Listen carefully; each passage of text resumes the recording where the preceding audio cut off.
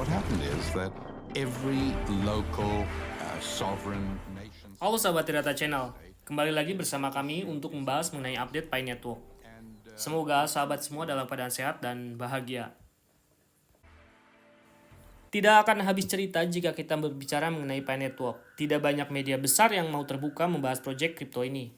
Tapi kami akan mencoba selalu memberikan update terbaru mengenai masa depan Pi Network khususnya dan kripto pada umumnya. Seperti yang kita ketahui, masa grace period itu masih berjalan dan sesuai dengan yang disampaikan core team. Akan tetapi, ada perubahan kecil yang mendasar pada kesempatan kali ini. Apalagi kalau bukan deadline KYC yang mundur. Dan ini membuat para pioneer bertanya-tanya, apakah akan ada perubahan waktu Open Network kali ini? Seperti pada YouTube channel kita juga, ada yang bertanya hal yang sama pada kolom komentar. Seperti ini pertanyaannya. Sebelum lanjut, jika teman-teman yang kebetulan menonton video ini belum subscribe, silakan di-subscribe terlebih dahulu. Dan jika dirasa ada manfaat, jangan lupa share atau bagikan. Silakan like dan berkomentar jika dirasakan perlu. Grace period merupakan deadline yang dibuat core team sebelum memasuki fase Open Network. Ini dimaksudkan untuk memberikan kesempatan kepada para pioneer untuk menyelesaikan semua yang diperlukan pada masa peralihan tersebut, dari jaringan tertutup kepada jaringan terbuka. Ini diberikan melihat beberapa target terakhir yang kurang signifikan dari mulai KYC dan migrasi, serta poin terakhirnya adalah kondisi global. Untuk menjawab pertanyaan-pertanyaan mengenai apakah ada kemungkinan mundur Open Network kali ini, maka kita akan menjawabnya dengan kondisi ketiga, yaitu kondisi di mana ekonomi global itu diperlukan sebagai dukungan untuk membuka jaringan dari jaringan tertutup kepada jaringan terbuka, atau yang kita kenal dengan Open Network. Meski dari itu, KYC dan migrasi tetap tidak bisa dikesampingkan, karena semakin banyak pengguna yang sudah siap akan semakin baik untuk jaringan kedepannya. Itu alasan kenapa core team tetap memberikan deadline mundur dan berharap semua bisa memanfaatkan kesempatan tersebut. Terlepas dari banyaknya pioneer yang memang mengalami kendala dan hambatan pada kedua proses tersebut. Untuk kedua kondisi tersebut, migrasi, KYC, dan pembuatan dompet serta yang lain-lain itu memang dikatakan mundur tetapi masih dalam masa grace period yang artinya masih pada deadline akhir tahun 2024. Yang kemudian kita akan bahas adalah faktor ketiga, yaitu kondisi global. 2025 merupakan potensi yang besar bagi dunia digitalisasi finansial, bahkan kripto, dan beberapa faktor diantaranya adalah: pertama, dukungan ekonomi umum yang sangat relevan dengan perkembangan dunia kripto. Seperti misalnya, terpilihnya Donald Trump dan mempunyai dukungan yang kuat dari Elon Musk, di mana negara Amerika akhirnya akan memaksimalkan kripto dalam pergerakan ekonominya. Dan ini akan menggerakkan stagnasi ekonomi terbarukan dalam hal finansial. Bisa dibayangkan, jika hal ini terjadi, 2025 merupakan kondisi emas, kondisi yang paling baik, dan kondisi yang paling sesuai untuk cryptocurrency naik. Dan ini akan membawa perubahan kepada sektor finansial yang ada di dunia.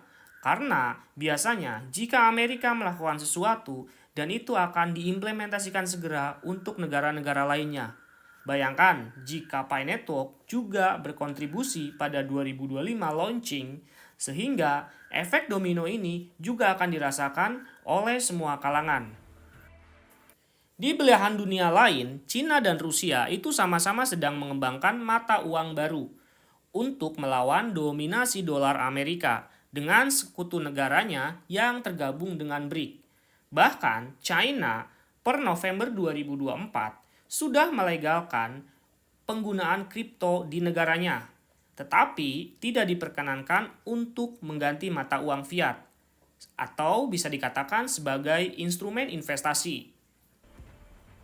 Kondisi berikutnya yaitu sistem pembayaran konvensional yang akan segera beralih dari sistem SWIFT dengan berlakunya ISO 20022 yang akan diimplementasikan pada Maret 2025. Tentunya, ini merupakan blueprint yang bagus untuk Pi Network Project jika ingin launching, karena Sebagaimana yang kita ketahui, Pi Network berusaha untuk mengubah transaksi dari konvensional menggunakan SWIFT dengan cara yang paling efisien, berbiaya murah, dan cepat. Tentu ini bisa menjadi obat bagi penggantian ISO 20022 yang akan segera diimplementasikan pada Maret 2025. Kemudian di Indonesia, digitalisasi rupiah itu sesuai dengan BSPI atau Blueprint Sistem Pembayaran Indonesia itu akan segera diimplementasikan pada tahun 2025. Dan 2025 ini merupakan daya tarik yang baik pada saat pengimplementasian digitalisasi untuk di Indonesia. Dari keempat kondisi tersebut, bukan tidak mungkin proyek ini juga akan dipaksa untuk mengambil langkah signifikan pada tahun 2025 mendatang, jika tidak ingin kehilangan momentum emas tersebut. Jadi jika melihat kondisi tersebut, kripto akan mulai diperhitungkan dan akan dipublish secara umum. Bukan hanya membicarakan Pi Network, tetapi secara umum kripto di mana ada Bitcoin, XRP, Ethereum, Solana, dan Memecoin serta alternatif koin yang lainnya, itu akan menjadi berita yang besar di tahun 2025. Di mana sentimen itu memang bisa terlihat dari akhir tahun ini. Akhir tahun 2024, jika kita melihat grafik pada kripto-kripto yang existing, termasuk Bitcoin yang sudah menyentuh hampir angka 100.000 US dollar per Bitcoin, itu memang dikatakan momentum yang sangat baik dan momentum emas.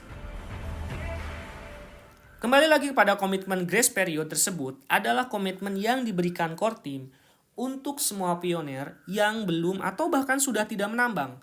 Karena tidak menutup kemungkinan banyak sekali pioneer yang memiliki koin Pi tetapi sudah tidak aktif.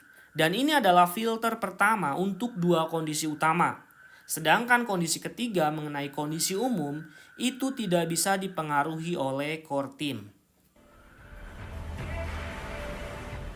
Jika hal ini tidak dilakukan di 2025 ini, maka Pi Network akan kehilangan momentum. Karena banyak sekali proyek kripto yang besar yang sedang mengalami tren kenaikan harga menjelang 2025 ini.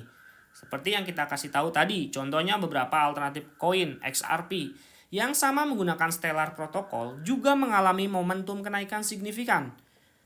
Selain dari dukungan sistem konsensus yang sama, XRP dan Pi Network juga memiliki rencana untuk mempermudah sistem pembayaran dan tidak menutup kemungkinan ini akan diadopsi untuk payment gateway ke depannya.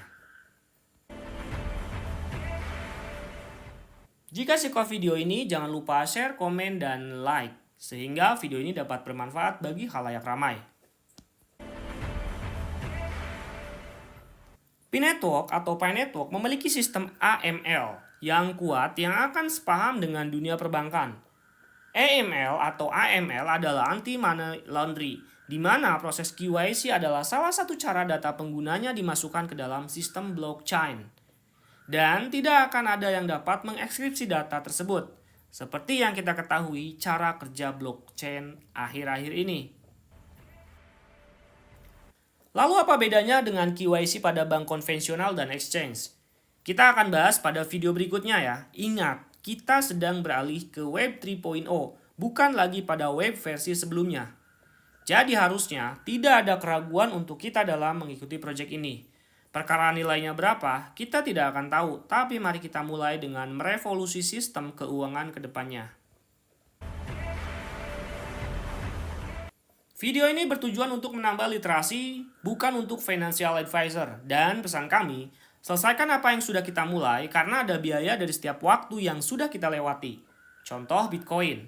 Dari tidak berharga, seiring berjalannya waktu dan semangat komunitas, sehingga menyentuh angka hampir 100.000 US dollar. Jadi, tunggu apa lagi? Jangan lupa tetap klik petir. Video ini berakhir sampai di sini. Semoga kita semua diberikan kesehatan dan umur panjang. Mari kita lakukan sekali lagi pada Pi Network. Akhir kata, tidak ada yang instan dan goodbye, adios.